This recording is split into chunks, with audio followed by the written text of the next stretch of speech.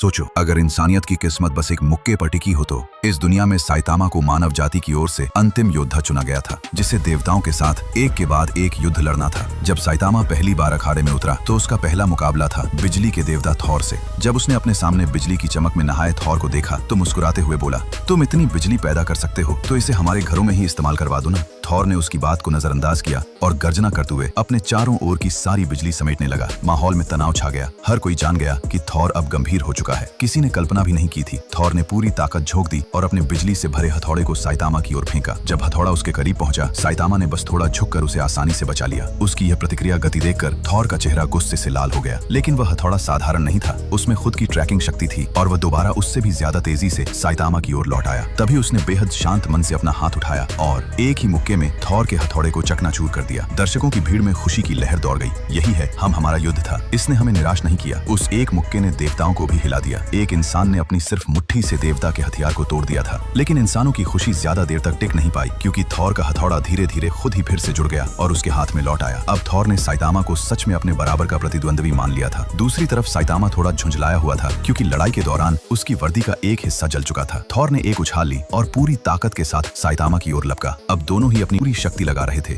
Thor का बिजली से लिपटा विशाल थौड़ा हवा को चीरता हुआ साइतामा की ओर आया। साइतामा ने शांत स्वर में कहा, सीरियस वन पंच। अगले ही पल पूरा अखाड़ा कांप उठा। जमीन, हवा, सब कुछ जैसे ठहर गया। फिर एक भयंकर विस्फोट हुआ जिसने पूरे अखाड़े को रोशनी से भर दिया। थॉर का शरीर धीरे धीरे फीका पड़ने लगा। उसने आखिरी सांस लेते हुए कहा, मुझे यकीन नहीं था कि मैं किसी इंसान से हार जाऊंगा। और फिर वो हवा में विलीन हो गया। देवता कुछ पल के लिए मौन रहे, फिर गर्जना करते हुए बोले, 1000 साल बाद आखिर इंसानों में भी एक सच्चा प्रतिद्वंद्वी मिला।